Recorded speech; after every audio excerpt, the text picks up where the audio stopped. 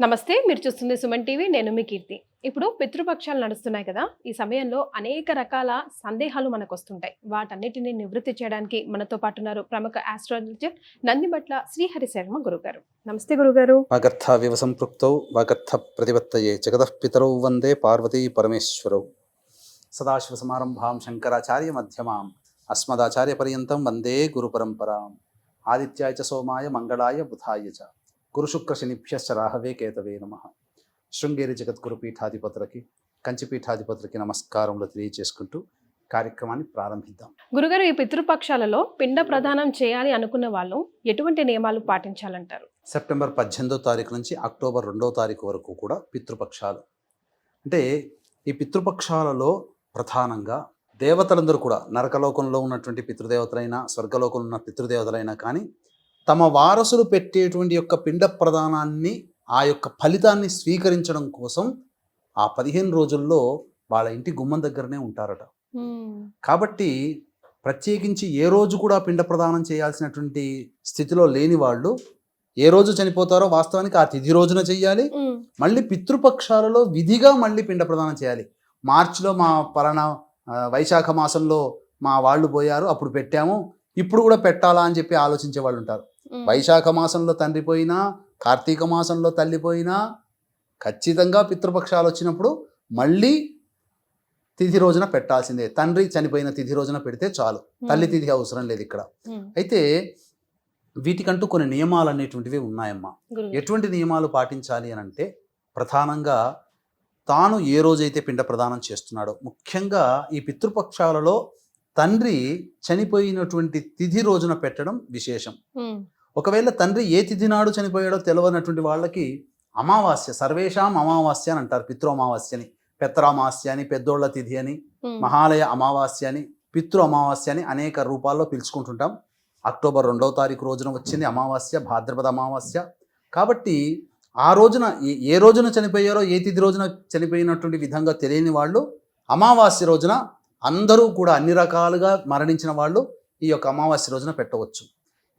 ఏదైనా కానీ పిండ ప్రదానం చేసే ముందు రోజు సాత్వికమైనటువంటి ఆహారం తీసుకోవాలి. రాత్రిపూట భోజనం చేయకూడదు. ముందు రోజు రాత్రిపూట భోజనం చేయకూడదు, ఉపాహారం చేయాలి. అలాగే పిండ ప్రదానం చేసే ముందు రోజున స్త్రీతో అనగా భార్యతో సంగమం పనికిరాదు. ఇది నియమాన్ని. ఇక తర్వాత మా తండ్రి గారికి తల్లి గారికి ఈరోజు పిండ ప్రదానం చేస్తున్నాను, నీట్గా ఉండాలని చెప్పి చాలా మంది క్షౌరం చేయించుకొని గడ్డం గీసుకొని గోళ్ళు కత్తిరించుకుంటారు. ఇవి ఆ రోజున చెయ్యకూడదు. ఖచ్చితంగా పిండ ప్రదానం చేసే రోజున గోళ్ళు, క్షవరము, షేవింగ్ ఇవి అస్సలు పనికిరావు. ఇక తరువాత ఆ పిండ ప్రదానం చేసే రోజంతా కూడా చాలా ప్రశాంతముగా ఉండాలి. వస్తువుల్ని కింద పడేయడం, శబ్దాలు వచ్చే విధంగా ఇంట్లో ఉండకూడదు. పితృదేవతలకి అటువంటి శబ్దాలు ఉన్నాయంటే కోపమట. కాబట్టి పితృదేవతలు వచ్చేటువంటి పిండ ప్రదానం చేసే రోజున నువ్వు పలానా రోజున మా పెద్దల కోసం పిండ ప్రదానం చేస్తున్నాను అంటేనే చాలు పితృదేవతలకి తెలిసిపోతుంది. ఆ రోజున ఎంత శ్రద్ధగా పెడుతున్నాడు అని చెప్పి పరీక్షిస్తారు. కాబట్టి శ్రద్ధ అన్నప్పుడు ఏంటంటే ఆ రోజున భార్య పిల్లల్ని కానీ ఎవరిని కూడా కోపగించుకోకూడదు, అబద్ధం ఆడకూడదు, ఇంటికి వచ్చినటువంటి అభ్యాగతుల్ని ఉత్త చేతులతో పంపకూడదు. ఆ రోజున పిండ ప్రదానం చేసే రోజున ఇక పొద్దున్నే కాలకృత్యాదులు తీర్చుకొని ఆ రోజున ముఖ్యంగా దేవుని పూజ ఇంట్లో చేసుకోవాలి. మొట్టమొదటి ఆచారం ప్రకారం ఇంట్లో ప్రతిరోజు నిత్య దీపారాధన ఉంటుంది కదా. చాలా మందికి ఉండేటువంటి సందేహం ఏంటంటే పిండ ప్రదానం చేస్తున్నాం కాబట్టి ఆ రోజున దేవుడి దీపారాధన చేయకూడదు అని అంటుంటారు. కాబట్టి ఆ రోజున ఉదయాన్నే లేచి భార్యాభర్తలు ఇద్దరు కూడా ఉదయాన్నే లేచి కాలకృత్యాదులు తీర్చుకొని ప్రతిరోజు ఇంటికి ముందర ముగ్గేస్తుంటారు. కానీ పిండ ప్రదానం చేసే రోజున ముగ్గు వేయకూడదు. అది తదనంతరం ఇంట్లో ఆ పిండ ప్రదానం చేసేటువంటి కర్త ఎవరైతే ఉంటారో కోట దగ్గర కూడా దీపారాధన చేయొద్దంట. దీపారాధన చేసుకోవచ్చు, తప్పు లేదు. కానీ ముగ్గు వేయకూడదు, ఇంటి ముందర ముగ్గు వేయకూడదు. ఇక తరువాత ఈ యొక్క చేసేటువంటి వ్యక్తి పిండ ప్రదానం చేసేటువంటి వ్యక్తి అది కూడా అలంకరణమే కదా. ఇప్పుడు ఏది ముగ్గు అనేది అలంకరణ పర్టికులర్ గా ఎందుకు అని అంటే మనం ఇంట్లో దేవతా సంబంధమైనటువంటి పూజాది కార్యక్రమాలు చేస్తున్నప్పుడు ఇంటి ముందర ముగ్గు వేస్తారు. అయితే ప్రతి ఇంటికి కూడా ఆ రోజుల్లో కూడా యతులు, భిక్షగాళ్ళు, అభ్యాగతులు వచ్చి ఆతిథ్యం అడుగుతారు.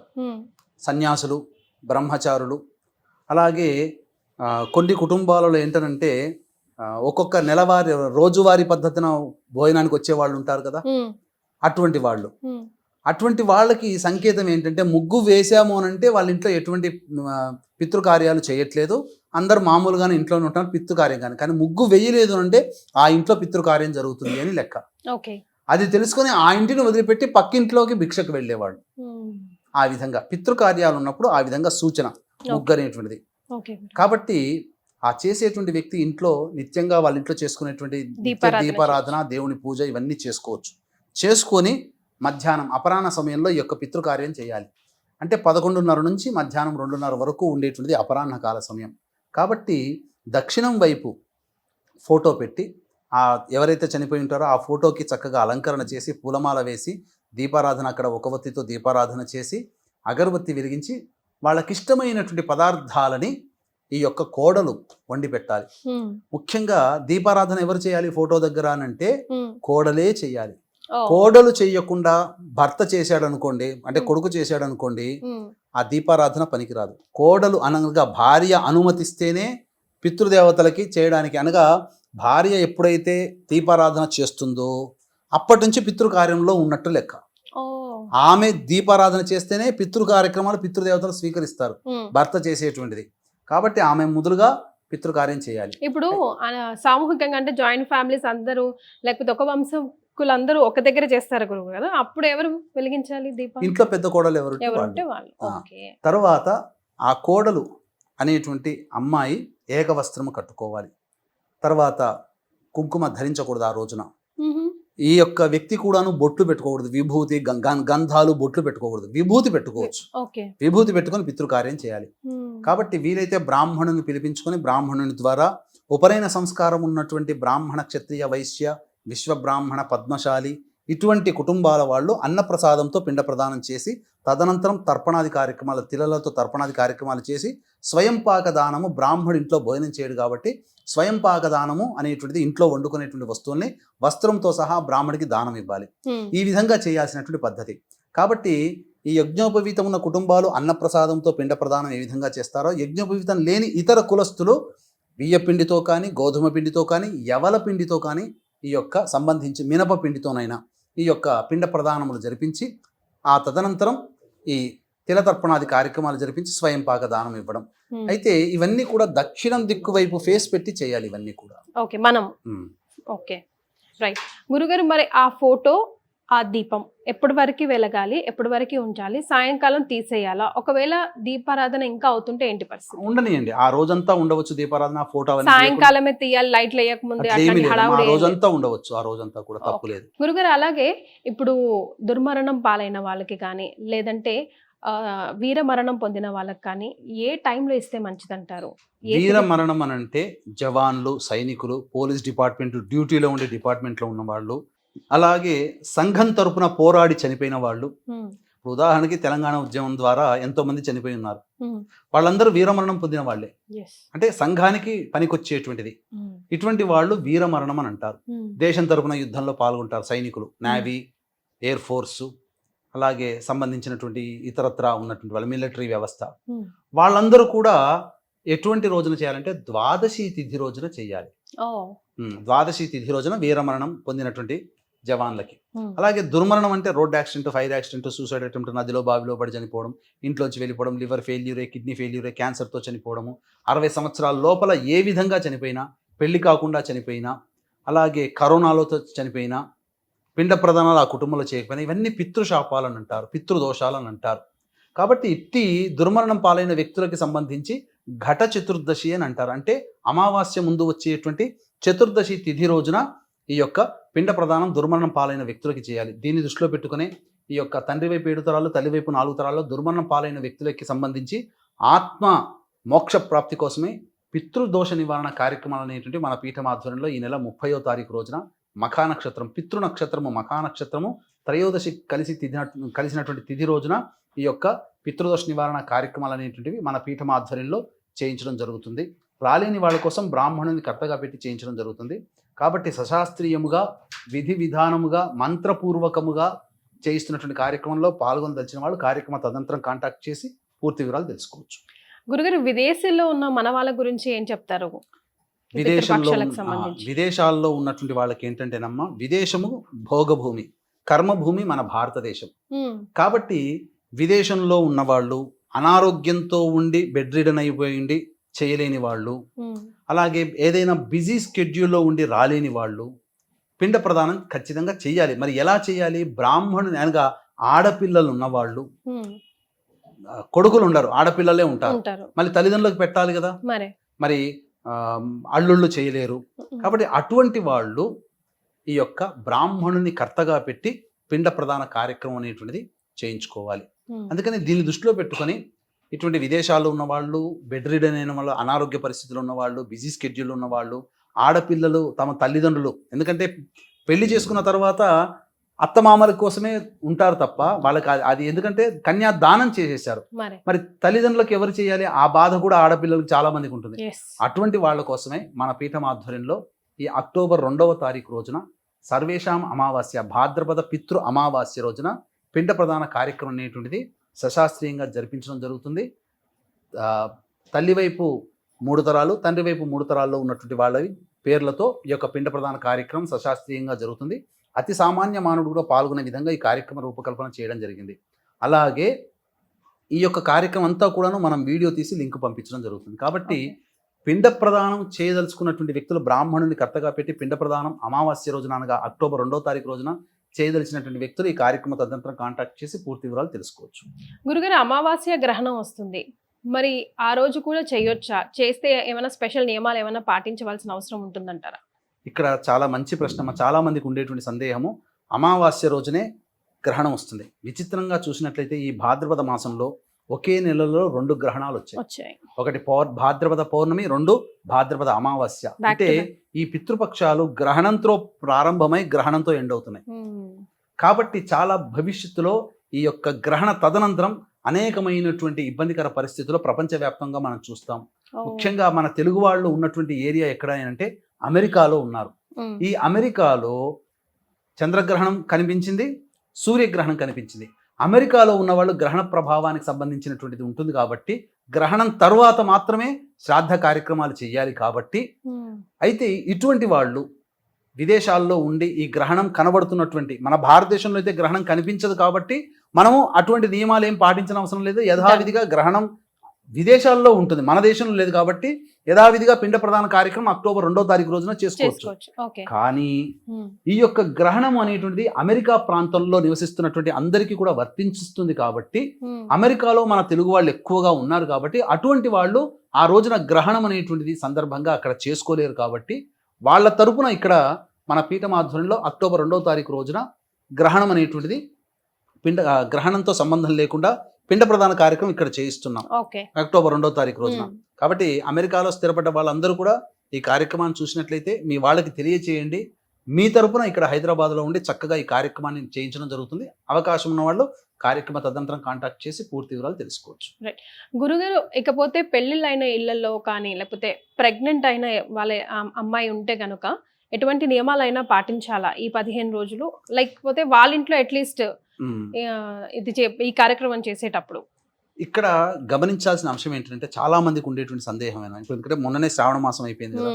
ఈ శ్రావణ మాసంలో పెళ్లిళ్ళైన వాళ్ళు ఉన్నారు, ఈ భాద్రపద మాసం అయిన తర్వాత ఆశ్వీజ మాసంలో పెళ్లిళ్ళు పెట్టుకునే వాళ్ళు ఉన్నారు, కార్తీక మాసంలో పెళ్లిళ్ళు పెట్టుకునే వాళ్ళు ఉన్నారు, మార్గశిర మాసంలో పెళ్లిళ్ళు పెట్టుకునే వాళ్ళు ఉన్నారు.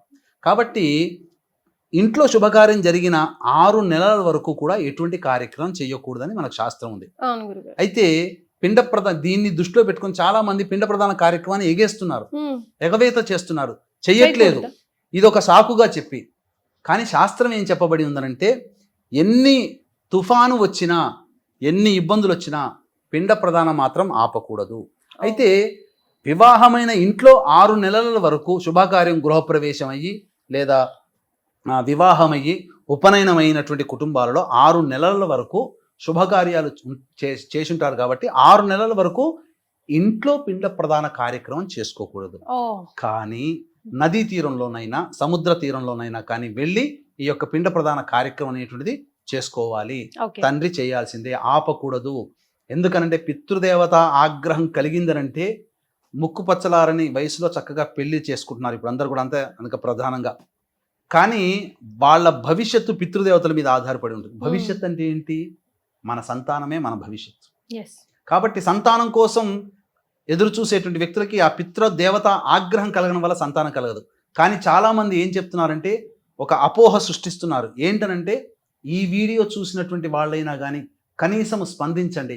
మీ ఇంట్లో కనుక శుభకార్యం జరిగి ఉండి, అంటే ఇల్లు కట్టుకొని గృహప్రవేశం చేసుకుంటారు, వివాహం అయి ఉంటుంది మీ కుటుంబంలో పిల్లలకి, లేదా ఉపనయన సంస్కారం అయి ఉంటుంది. ఈ 6 నెలల లోపల ఈ యొక్క భాద్రపద మాసం వస్తుంది కాబట్టి, భాద్రపద మాసం అనే కాదమ్మా, తండ్రి పితృతిథి తల్లి పితృతిథి వచ్చినా ఖచ్చితంగా ఇంట్లో చేయక, ఎందుకు 6 నెలల వరకు ఇంట్లో చేయకూడదు. కానీ నదీ తీరంలో కానీ లేదా ఇంకెక్కడైనా కానీ ఈ యొక్క కార్యక్రమాలు చేసేటువంటి ఇళ్లల్లో మీరు చేసుకోవచ్చు. అలాగే మీరు ఇంకొకటి చెప్పారమ్మా, భార్య గర్భవతిగా ఉన్నా లేదా కోడలు గర్భవతిగా ఉన్నా చేసుకోవచ్చు అని అంటారు. ఇక్కడ గమనించాల్సిందంటే కర్త ఎవరు? తండ్రి. తండ్రికి కొడుకుంటాడు, వివాహం అవుతుంది, భార్య గర్భవతి ఉంది అనుకో, భార్య కాదు కదా, భార్య భర్త కర్త అవుతాడు. భార్య భర్తకి సంబంధం లేదు కదా.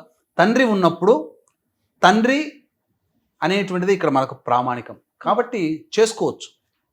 గర్భవతి భార్య గర్భవతి అయితే భర్త చేయకూడదు తప్ప, కోడలు గర్భవతిగా ఉంటే సంబంధం లేదు. ఎందుకంటే చేసే వ్యక్తి వేరు కాబట్టి ఆయన మాత్రమే అర్హుడు.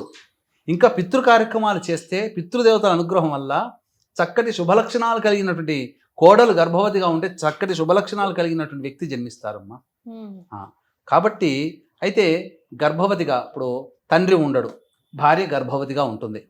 మరి అటువంటి సందర్భంలో ఎలా అని అంటే అప్పుడు చెయ్యకూడదు. భర్తే కర్త అవుతాడు కాబట్టి చెయ్యకూడదు. అంటే ఎటువంటి సందర్భంలో చేయకూడదు? కొన్ని ఆచారాల ప్రకారం, ప్రాంతీయ ఆచారాన్ని బట్టి 5వ నెల రాగానే పురిటి సూతకం ప్రారంభమవుతుంది. కొన్ని ప్రదేశాలలో 6 నిండిపోయి 7 నెల రాగానే పురిటి సూతకం ప్రారంభమవుతుంది. కాబట్టి మీ విచక్షణని అనుసరించి 4 నుండి 5వ నెల రాగానే కొన్ని కుటుంబాలలో, 6 నుండి 7వ నెల రాగానే కొన్ని కుటుంబాలలో పురిటి సూతకం ప్రారంభమవుతుంది. కాబట్టి ఈ లోపల ఉన్నవాళ్ళు చేసుకోవచ్చు, పిండ ప్రదానం చేసుకోవచ్చు. ఒకవేళ మీకు ఏదైనా శంక ఉండి, మామ చేసేటువంటిది మామ, కొడుకు కోడలు ఉంటారు, కోడలు గర్భవతిగా ఉంటుంది. ఈ గర్భవతిగా ఉన్నప్పుడు ఎందుకులే చేయకూడదు అన్నారు కదా, కొంతమంది చేయొచ్చు అంటున్నారు, చేయకూడదు అంటున్నారు. మరి ఏంటి దీని పరిస్థితి, దీనికి ఏంటి ప్రత్యామ్నాయం అన్నప్పుడు బ్రాహ్మణుని కర్తగా పెట్టి చేయించుకోవచ్చు.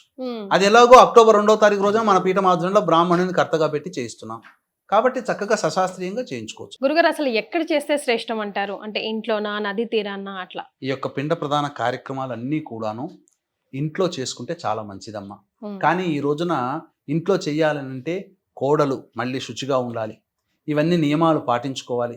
ఎక్కడో చోట ఆశ్రమంలో చేస్తే బాగుంటుంది, నదీ తీరంలో చేస్తే బాగుంటుంది. అది పని కట్టుకొని దీనికోసం నదీ తీరం దగ్గరికి వెళ్ళాల్సిన అవసరం లేదు. ఎప్పుడైనా కానీ పితృదేవతలు ఎట్లాంటి వారంటే, తన కొడుకు అనగా తన వారసుడు ఈ యొక్క తీర్థయాత్రలకు వెళ్తుంటాడు. ఉదాహరణకి కాశీకి వెళ్ళాడు, లేదా ఓంకారేశ్వరికి వెళ్ళాడు, లేదా ఇంకెక్కడికో గోదావరి గట్టు రాజమండ్రికే వెళ్ళాడు అనుకుందాం. వెళ్ళినప్పుడు అక్కడ స్నానం ఆచరిస్తుంటే పితృదేవతలు అదృశ్య రూపంలో వెంట ఉంటారట. ఏమని? స్నానం చేయగానే నేను ఎంతో ధర్మంతో కని పెంచినటువంటి నా కొడుకు నా కోసం ఈరోజు పితృతర్పణాలు చేస్తాడేమో అని చెప్పి ఎదురు చూస్తారట తల్లిదండ్రులు, ఆత్మరూపంలో ఎదురు చూస్తారు. కానీ నియమంగా ఉన్నవాళ్ళు, ఆచార సాంప్రదాయాన్ని పాటించే వాళ్ళు వెంబడి స్నానం చేయగానే బ్రాహ్మణుడి ద్వారా కనీసం తర్పణాది కార్యక్రమాలనే చేస్తారు. కానీ కొంతమంది ఇక సంబంధించి పిండ తర్పణాది కార్యక్రమాలు చేయరు. తద్వారా ఏమవుతుంది? ఆ పితృదేవతలు ఆక్రోశానికి గురవుతారు. కాబట్టి ఖచ్చితంగా ఇంట్లో చేసుకోవడం చాలా ఉత్తమం, లేకపోతే ఇంకెక్కడైనా ఆశ్రమంలో చేసుకోవచ్చు. గురుగారు, 3 కొడుకులు ఉంటారు, వెళ్ళినప్పుడు వాళ్ళు ఎవరు వెళ్ళినప్పుడు వాళ్ళు చేసుకోవచ్చా, లేకపోతే ఇంటికి పెద్ద కొడుకు చిన్న కొడుకు అట్లా చేయాలని ఉంటుందా? ఇప్పుడు 3 కొడుకులు 4 కొడుకులు ఉంటారమ్మా, అందరికీ ఒకే రకమైనగా పెంచారు. కానీ పెద్ద కొడుకు నాకు పిండం పెడతాడని తండ్రి, చిన్న కొడుకు నాకు పిండం పెడతాడని తల్లి, ఆ ఇద్దరిని పట్టుకొని మిగతా ఇద్దరిని అయితే వదలరు కదా. అందరినీ సమానంగా చూశారు కదా. మరి కొడుకుగా పుట్టిన వాళ్ళ తల్లిదండ్రులు ఎందుకు సమానంగా చూడలేదు? ఇదంతా ఒక అపప్రథ.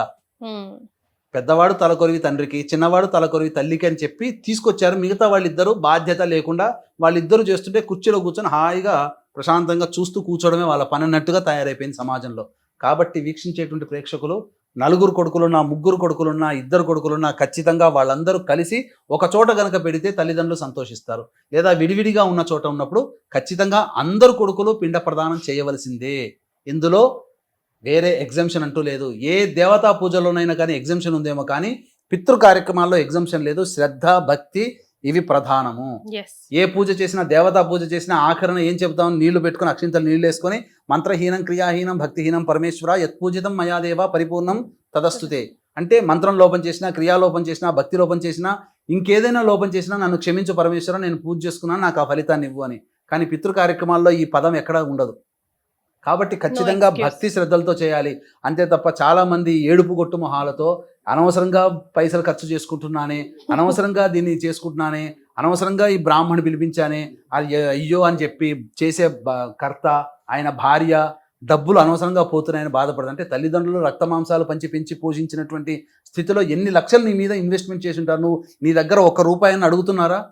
భర్త ఎంతటి అభిమానస్తుడంటే తనకు ఏదైనా అవసరం వస్తే తాను సంపాదించుకున్న సొమ్ములో కానీ, రిటైర్మెంట్ ద్వారా వచ్చిన పెన్షన్లో కానీ వాడుకుంటాడు తప్ప కోటీశ్వరుడైన కొడుకు దగ్గరికి వెళ్ళి 10,000 ఇవ్వరా అని చెప్పి చేయి చాచడు. అంత అభిమానవంతుడైనటువంటి తండ్రిని, అన్ని పుట్టిన దగ్గర నుంచి అన్ని కార్యక్రమాలు సేవ చేసినటువంటి తల్లి యొక్క రుణాన్ని ఏ విధంగా తీర్చుకుంటారు? ఏ విధంగా తీర్చుకునే రుణం అంటే ప్రతికుండగా తీర్చుకునేటువంటి అవకాశం లేదు. వారు చనిపోయిన తర్వాత వారి కోసం సంవత్సరంలో ఒక్కరోజు నీవు బాధపడుతూ శ్రద్ధతో నా తల్లిదండ్రులు నా పక్కన లేరే అనే బాధని వ్యక్తపరుస్తూ నీవి యొక్క కార్యక్రమం శ్రద్ధగా చేస్తావో అప్పుడే నీకు పితృదేవతల అనుగ్రహం కలుగుతుంది.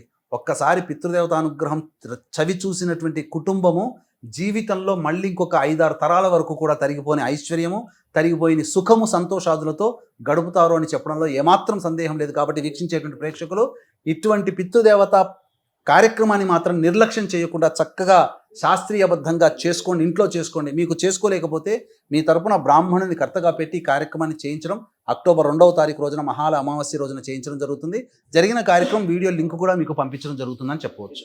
రైట్ గురుగారు, లాస్ట్లీ స్వయం పాకం ఇచ్చే దాంట్లో కంపల్సరీగా ఉండవలసినవి ఏంటి? స్వయం పాకం ఇక్కడ చాలా ప్రధానమమ్మా. ఎందుకనంటే చాలా మంది తెలిసి తెలియక మనం వాడుకునే వస్తువులన్నీ కూడా స్వయం పాక రూపంలో ఇస్తుంటుంటారు.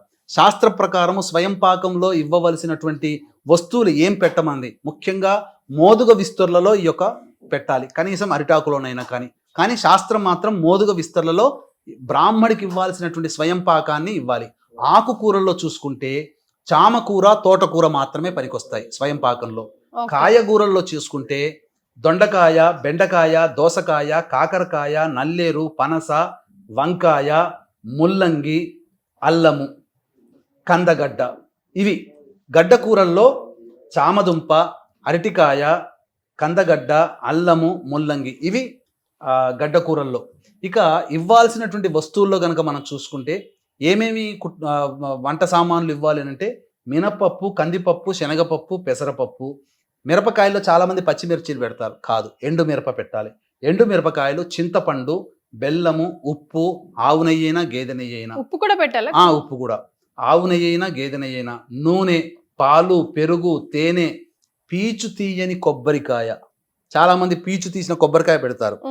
పీచు తీయని కొబ్బరికాయ, ఎండుకారము, బియ్యము, పసుపు, జీలకర్ర, ఆవాలు, ఇంగువ, అలాగే ఖర్జూర పండు, తమలపాకులు, వక్కలు, తేనె ఖచ్చితంగా ఉండాలి. తేనె, మెంతులు, గోధుమ పిండి, అరటిపండ్లు, ఈ వస్తువులని మనం బ్రాహ్మడికి ఇవ్వాల్సిన వస్తువులు ఇవ్వాలి తప్ప ఇక అన్ని కూరగాయలు చెప్పినటువంటి అల్లము, ఈ చెప్పినటువంటి టమాటాలు, ఆలుగడ్డలు పెడుతుంటారు, చాలా తప్పు. టమాటాలు, ఆలుగడ్డలు, పచ్చిమిర్చి ఇవి పెట్టకూడదు. అంటే సృష్టిలో బ్రహ్మ సృష్టించినటువంటి వస్తువులు ఉన్నాయి, దానికి ప్రతిగా విశ్వామిత్రుని సృష్టించిన వస్తువులు ఉన్నాయి. కాబట్టి విశ్వామిత్రుడు సృష్టించినటువంటి వస్తువులని వదిలేసేసి బ్రహ్మ సృష్టి పదార్థమైనటువంటి ఈ పదార్థాలని మాత్రమే పితృదేవత కార్యక్రమంలో వినియోగించాలి. అందుకనే సశాస్త్రీయంగా వీక్షించేటువంటి ప్రేక్షకులు ఈ యొక్క సంబంధించినటువంటి వివరాల్ని మళ్ళీ మీకు తెలుసుకోవాలంటే మళ్ళీ మీరు ఒకసారి కార్యక్రమం అంతా కూడా చూడండి, లేదా రివైండ్ చేసుకొని ఏ కూరలు ఇవ్వాలో అవన్నీ కూడా మీకు చక్కగా తెలుసుకొని రాసుకొని మీరు ఆ విధంగా ఇచ్చినట్లయితే పితృదేవత అనుగ్రహాన్ని మీరు పొందిన వాళ్ళు అవుతారని చెప్పవచ్చు. గురుగారు, మీరు తిట్టనంటే ఒక చిన్న ప్రశ్న. మీరు ఇందాక స్టార్టింగ్లో ఏమన్నారంటే ముందు రోజు నుంచి ఫాస్టింగ్లో ఉండాలన్నారు. చాలా మంది స్పెషల్లీ ఎక్కువ శాతం తెలంగాణ జిల్లాలో ఇది కక్కా ముక్క ఏకంగా నైవేద్యంలా పెడతారు గురుగారు. మరి వారి పరిస్థితి ఏమిటి? అంటే ఇక్కడికి ఏంటంటే కొన్ని మనము సినిమాల ప్రభావం మనిషి జీవితంలో చాలా ఉందమ్మా. కొన్ని సినిమాల్లో చూస్తుంటారు, వ్యక్తి చనిపోయిన తర్వాత అతనికి ఇష్టమైన పదార్థం అని చెప్పి అలా చేస్తుంటారు. ఇప్పుడు రేపటి పౌరులు అనే సినిమాలో ఒక కానిస్టేబుల్ చనిపోతే సిగరెట్ తాగడం బాగా ఇష్టమని అతని శవం నోట్లోనే సిగరెట్ పెడతారు. అంటే ఎందుకు అట్లా అంటే అతనికి ఇష్టమైన పదార్థం పెట్టడము అని చెప్పేసి అర్థం. కానీ వాస్తవానికి పితృదేవతలు అనేటువంటి కార్యక్రమాలు అనేటువంటివి చేసేటప్పుడు ప్రధానంగా చాలామందికి సందేహం ఉంటుంది. అయితే ముందు రోజు ఫాస్టింగ్ ఉండాలి, భార్యతో సంగమం పనికిరాదు. ఆ పితృకార్యం చేసిన తద్దినం పిండ ప్రదానం తర్పణాది కార్యక్రమాలు చేసిన రోజున కూడా భార్యా సంగమం పనికిరాదు. చేసేటప్పుడు కూడా తాను భుజం మీద వస్త్రం పనికిరాదు. కేవలం అతను కూడా ఏకవస్త్రం, భార్యలాగానే ఏకవస్త్రం కట్టుకొని ఈ యొక్క పితృకార్యం అనేటువంటి చేయాలి. కాకపోతే ప్రధానంగా పితృదేవతలకి సంబంధించి అంటే మనం ఏ పదార్థం ఇస్తామో అది అంతా కూడా బ్రాహ్మణుని దృష్టిలో పెట్టుకొని మనం ఇస్తున్నాం కదా మా స్వయం పాకంలో. కాబట్టి ఖచ్చితంగా ఆ రోజున శాస్త్రం ప్రకారం చెప్పబడినటువంటి వాటి మాత్రమే మనం ఇవ్వాలి. అయితే ఆ వ్యక్తికి ఇష్టమైనటువంటి పదార్థాన్ని ఫోటో ముందర పెట్టుకొని వచ్చేది కొన్ని ఆచార సాంప్రదాయం ప్రకారంగా ఉంది. కానీ పూర్వకాలంలో ఇటువంటిది ఏమీ లేదు. ఈ మధ్య వచ్చినటువంటి ఆచార సాంప్రదాయాలే అని చెప్పవచ్చు. సో వాళ్ళ సెంటిమెంట్స్ ని డిస్టర్బ్ చేయకుండా అది అలా కంటిన్యూ అవుతుంది. కాబట్టి ఖచ్చితంగా గోళ్ళు కత్తిరించుకోకూడదు, పిండ ప్రదానం చేసే రోజున క్షౌరం చేసుకోకూడదు, గడ్డం గీసుకోకూడదు. అలాగే భార్యతో సంగమం ముందు రోజు, ఆ పిండ ప్రదానం చేసిన రోజు, ఇలా నియమాల్ని పాటించుకోవాలి. అలాగే మద్యపానము కూడా, ధూమపానము కూడా నిషేధము.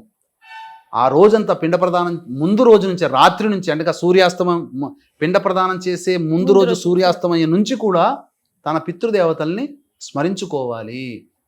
అలాగే ఇక్కడ తన భార్య కానీ, తన తమ్ముడు కానీ, అన్నయ్య కానీ, అక్కయ్య కానీ, చెల్లెలు కానీ పోతారు కదా, వాళ్ళ కోసం కూడా పిండ ప్రదానం చేయొచ్చునానంటే ఇక్కడ తండ్రి కోసం పిండ ప్రదానం చేసేటప్పుడు ఆ పిండ ప్రదాన దాంట్లో మొత్తం అందరూ కూడా వస్తారు. కాబట్టి తల్లికి ప్రత్యేకించి మళ్ళీ పితృపక్షాల్లో చేయాల్సిన అవసరం లేదు. తండ్రి చనిపోయిన తిథి ఒక్క రోజున కానీ, అమావాస్య రోజున కానీ పిండ ప్రదానం చేస్తే అందరూ వస్తారు ఈ యొక్క దాంట్లో అని చెప్పవచ్చు. రైట్. చాలా సంతోషం గురుగారు. పితృపక్షాలకి సంబంధించిన అనేక సందేహాలను నివృత్తి చేశారు. ధన్యవాదాలు. సర్వం శ్రీ ఉమామహేశ్వర పరబ్రహ్మార్పణమస్తు.